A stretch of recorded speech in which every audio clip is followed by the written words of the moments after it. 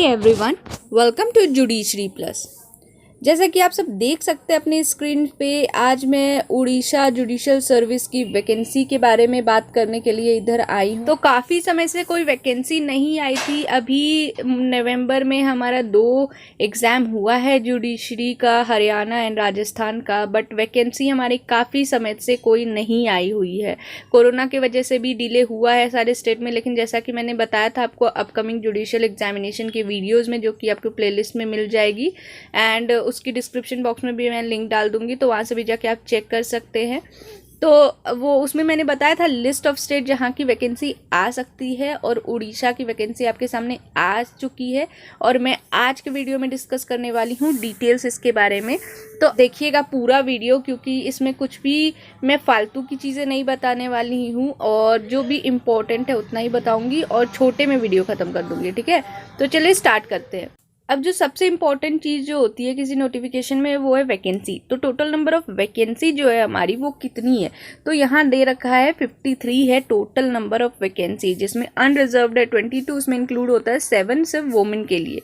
ठीक है, schedule caste के लिए यहाँ 12 सीट्स हैं, जहाँ की 4 वुमेन के लिए रिजर्व्ड है। शेड्यूल ट्राइब के लिए 9 है, जिसमें 3 वुमेन के लिए रिजर्व्ड है।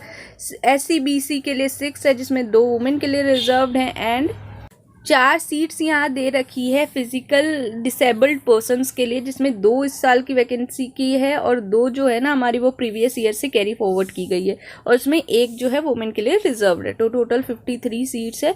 सो गो फॉर इट, क्योंकि वैसे भी अभी कोई सर्विस जुडिशियल सर्विस की वैकेंसी आई नहीं है, तो इसके लिए जाइए। अगर आप उड़ीसा से बिलोंग नहीं भी कर सकते हैं तो भी आप वहाँ का दे सकते हैं एग्ज़ाम, क्योंकि जो सिलेबस है जो मैं आगे डिस्कस करने वाली हूँ ना आपके पास सिलेबस, वो भी आप देखिएगा, आपकी प्रैक्टिस हो जाएगी।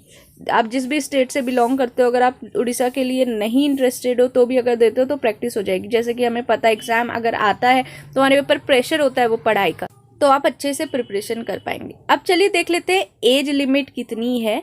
तो एज लिमिट है जो वो आप 23 ईयर्स से बिलो नहीं होने चाहिए। ठीक है, 23 ईयर्स जो है मिनिमम रिक्वायरमेंट है एज ऑफ 1 अगस्त 2021। ठीक है, और मैक्सिमम एज लिमिट कितनी दे रखी है, वो है 39 years of age age of 1 August 2020। ठीक है, तो ये ध्यान रखिएगा, 39 से ज़्यादा नहीं होनी चाहिए, 23 से कम के आप नहीं होने चाहिए इन एनी केस। ठीक है, अब जो एजुकेशन क्वालिफिकेशन यहाँ दे रखा है वो है कि मिनिमम आप लॉ ग्रेजुएट होनी चाहिए किसी भी रिकॉग्नाइज्ड यूनिवर्सिटी ऑफ गवर्नमेंट से। ठीक है, ये दे रखा है मेरे एलिजिबिलिटी क्राइटेरिया। ठीक है, फिर जो इम्पोर्टेंट चीज़ है फ़ीस कितनी है, तो फीस जो है हमारी 500 रुपीज़ है। ठीक है, 500 रुपीज़ है फॉर जनरल कैटेगरी। एंड जो शेड्यूल कास्ट और शेड्यूल ट्राइब से बिलोंग करते हैं उड़ीसा की या फिजिकली डिसेबल्ड है, वो एग्जेम्प्टेड है फीस से। ठीक है, 40% डिसेबिलिटी होनी चाहिए, तो इन लोगों को एग्जेम्पशन मिल गई है। फीस इनको फीस नहीं देना पड़ेगा, बस फॉर्म भरना पड़ेगा। ठीक है, अब जो इम्पोर्टेंट चीज़ है वो देख लेते हैं हम, सिलेबस क्या है। हम सब जानते हैं कि जैसे सारी जुडिशियल एग्जामिनेशन 3 लेवल में होती है, उड़ीसा के एग्जाम्स भी हमारे 3 लेवल में होते हैं। सबसे पहला होता है प्रिलिमिनरी एग्जाम, फिर मेंस एंड देन इंटरव्यू। ठीक है, तो सबसे पहले देखते हैं कि प्रीलिम्स में हमारा कितना क्वेश्चन आता है। तो टोटल जो है 100 मार्क्स के क्वेश्चंस पूछे जाते हैं, 100 मार्क्स होता है। और यहाँ नेगेटिव मार्किंग भी दे रखी है। नेगेटिव मार्किंग जो है आपका 25% है, यानी कि 4 है तो उसका 1/4 कट जाएगा। ठीक है, 1/4 आपका नेगेटिव मार्किंग है। 1/4 यानी कि अगर आपने 4 सही किया और फिर 1 गलत कर दिया तो 0.75 आपका हो गया एग्रीगेट। ठीक है, अब देख लेते हैं सिलेबस क्या है। तो सबसे पहले सिलेबस में देख लेते हैं प्रिलिमिनरी एग्जाम में सबसे पहले आपका आएगा constitution of India, CPC, CRPC, evidence act, IPC, limitation act, transfer of property act, contract act, फिर है जो हमारा इंडियन सक्सेशन एक्ट है, हिंदू सक्सेशन एक्ट और स्पेसिफिक रिलीफ एक्ट। अब आप देख सकते हैं कोई भी लोकल लॉज नहीं पूछे गए हैं। जैसे मैंने आपको बताया कि अगर आप बैठते हैं तो आपके लिए बेनिफिशियल ही है, क्योंकि अगर आप इसमें इंटरेस्टेड नहीं भी हैं उड़ीसा में, तो आप जिस स्टेट में इंटरेस्टेड है वहाँ के सारे कॉमन सब्जेक्ट्स तो इसमें कवर हो ही जा रहे हैं, तो आपकी प्रैक्टिस अच्छी हो जाएगी। ठीक है, तो आप ज़रूर बैठे इसमें।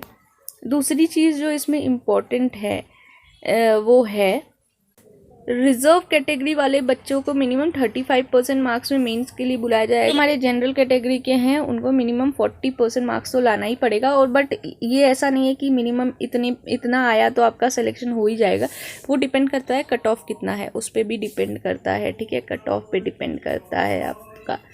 ठीक है, फिर अब जो नेक्स्ट इम्पॉर्टेंट चीज़ है वो देख लेते हैं। अच्छा हाँ, प्रिलिमिनरी एग्जाम में एक और चीज़ थी, आपका टोटल ड्यूरेशन जो एग्जामिनेशन का होगा ना वो आपको मिलेगा 1.5 आवर। आपको 1.5 घंटे में ये पूरा पेपर फिनिश करना है, जो 100 मार्क्स का पेपर होगा। ठीक है, 100 क्वेश्चंस होंगे, 1 मार्क्स ईच होंगे। टोटल मिलेंगे आपको, एक राइट क्वेश्चन पे 1 मार्क्स, एक गलत क्वेश्चन पे -2.5 मार्क्स कट जाएंगे। ठीक है, ये हमारा। अब मेंस में जो है आपको ईच पेपर में मिलता है 2.5 आवर्स, यानी कि 2.5 घंटे मिलेंगे ईच पेपर में। ठीक है, अब देख लेते हैं पेपर कौन कौन से हैं। तो सबसे पहला जो कंपलसरी पेपर है वो पेपर 1 है, जनरल इंग्लिश का है। इसमें ट्रांसलेशन आपको करने को बोला जाएगा। शॉर्ट एसे होगा 150 वर्ड्स का, प्रिसाइज राइटिंग होगा 300 वर्ड्स का, और एक पैसेज होगा 500 वर्ड्स का, जिसमें 5 क्वेश्चन आपसे पूछे जाएंगे। तो ये हो गया हमारे जनरल इंग्लिश का पेपर। ठीक है, और फिर इसमें जो ट्रांसलेशन है ना वो इंग्लिश टू उड़िया है, हिंदी नहीं है। यहाँ पे जो है उड़ीसा के बच्चे को एज मिल जाएगा, इस जगह पे एज मिलेगा इनको। ठीक है, फिर भी बस ट्रांसलेशन ही है, बाकी सारी जो पेपर है वो इंग्लिश में कर रहे हैं। तो अगर आप ये छोड़ के भी बाकी सब करना चाहते हो, बाकी सब में अच्छा करोगे तो आपका वैसे भी पेपर निकल जाएगा। ठीक है, दूसरा जो पेपर है वो है हमारा पेपर 2 प्रोसीजरल लॉ के बारे में। ठीक है, यहाँ हमारा पूछा जाता है code of criminal procedure, code of civil procedure and Indian evidence act, जो 150 मार्क्स का होता है। तीनों प्रोसीजरल लॉ के पेपर है, पेपर 2। फिर हमारा होता है, ये दोनों कंपलसरी पेपर तो हो गए, अब हमारा है ऑप्शनल पेपर। ठीक है, इसमें से कैंडिडेट को चूज करना है 3 सब्जेक्ट्स। ठीक है, 3 सब्जेक्ट चूज कर सकते हैं। तो पहला चॉइस जो है law of crime and tort है। ठीक है, law of crime and tort, just a second, या law of crime and tort, and then personal law, जिसमें हिंदू लॉ और मुस्लिम लॉ आएगा। सब 150 के मार्क्स के हो रहे हैं, देखिएगा। फिर लॉ ऑफ प्रॉपर्टी है, जिसमें transfer of property, specific relief act और इंडियन लिमिटेशन एक्ट पूछा जा सकता है, जो कि 150 मार्क्स का है। एंड फोर्थ है इंडियन कॉन्ट्रैक्ट एक्ट। इसमें पूछा जाएगा आपको Indian contract act, sales of goods act, partnership act and negotiable instrument act. जो आपके इंडियन कॉन्ट्रैक्ट एक्ट के बेयर एक्ट में जो सारे होते हैं ना लॉज, वो सारे इसमें कवर हो जाएंगे, जो 150 मार्क्स के हैं। और जो लास्ट है हमारा वो है जूरिस्प्रूडेंस और कॉन्स्टिट्यूशन ऑफ इंडिया, ये भी 150 मार्क्स का है। तो अब आप इसमें जो है 5 सब्जेक्ट जो मैंने आपको बताया, इनमें से कोई भी 3 आप चूज कर सकते हैं अपने इंटरेस्ट के अकॉर्डिंग। ठीक है, अब जो यहाँ इंपॉर्टेंट चीज़ें जो हिंदी मीडियम बच्चे को के लिए दिक्कत है वो ये है कि पेपर जो है इंग्लिश में लिखा जाएगा। ठीक है, हिंदी मीडियम भी दे सकते हैं, थोड़ी मेहनत उन्हें ज़्यादा करनी पड़ेगी, लेकिन दे तो ज़रूर सकते हैं क्योंकि पेपर इंग्लिश में लिखना पड़ेगा। ठीक है, अब जो है वो पेपर 1 का जो क्वेश्चन होगा ना वो स्टैंडर्ड होगा, जो LLB कोर्स का होता है, यानी कि इंग्लिश के बारे में यहाँ बात की जा रही है। ठीक है, और एक बार जो आपने ऑप्शनल चूज़ कर लिया उसके बाद आप चेंज करने का रिक्वेस्ट नहीं डाल सकते हो, बस एक बार ही चूज़ कर सकते हो। ठीक है, ये हो गया हमारी मेंस के बारे में बात। अब आते हैं जो लास्ट लेवल होता है इंटरव्यू लेवल। इसमें भी 100 मार्क्स के क्वेश्चंस होते हैं। ठीक है, इसमें आपका पर्सनैलिटी चेक होता है, जैसे कि मैंने आपको पहले भी बताया अपने प्रीवियस वीडियोज़ में। और मेंस और इंटरव्यू के जो मार्क्स होते हैं इन एग्रीगेट यही डिसाइड करते हैं कि आपका सिलेक्शन होगा कि नहीं होगा। ठीक है, और एक जो इम्पॉर्टेंट चीज़ है इसमें ये है कि आपको मिनिमम 40% मार्क्स तो लाना ही पड़ेगा अगर आपको जज बनना है तो। और इन एनी केस अगर 2 बच्चे का एक जैसा मार्क्स आ जाता है तो फिर उसके LLB परसेंटेज को देखा जाएगा, और जिस बच्चे का ज़्यादा परसेंटेज होगा LLB के फाइनल ईयर्स में फाइनल एग्जाम हो जाएगा ना, उसको प्रेफरेंस मिल जाएगा। ठीक है, फिर जो है नेक्स्ट इम्पॉर्टेंट चीज़ कि हमारी एग्जामिनेशन का सेंटर कहाँ कहाँ पड़ेगा। तो 5 जोनल सेंटर्स हैं, बलासोर है, बहरमपुर है, भुवनेश्वर है, कटक है, संबलपुर है। ये यहाँ पे जो है आपके सेंटर्स पड़ेंगे। मीन्स में अकॉर्डिंगली वो डिसाइड कर सकते हैं, या तो सिर्फ भुवनेश्वर और कटक भी जो है आपका सेंटर डाल सकते हैं। और ऊपर जो मैंने बताया वो प्रीलिम्स के लिए था। ठीक है, अदर कंडीशंस क्या हो जाएंगे, जो आप सिटीज़न होने चाहिए, गुड कैरेक्टर के होने चाहिए, स्पीक कर सकते हैं या रीड कर सकते हैं उड़िया और इंग्लिश, ये सब होने चाहिए आपके लिए। ठीक है, और अगर आप किसी परमानेंट या टेम्प्रेरी सर्विस में हैं गवर्नमेंट के, तो आपको नो ऑब्जेक्शन सर्टिफिकेट लाना होगा, उसके बाद आप एग्ज़ाम में बैठ सकते हैं। ठीक है, अब देखिए जो सबसे इम्पॉर्टेंट चीज़ है कि क्लोजिंग डेट, आप फॉर्म कब तक फिल कर सकते हैं, ठीक है।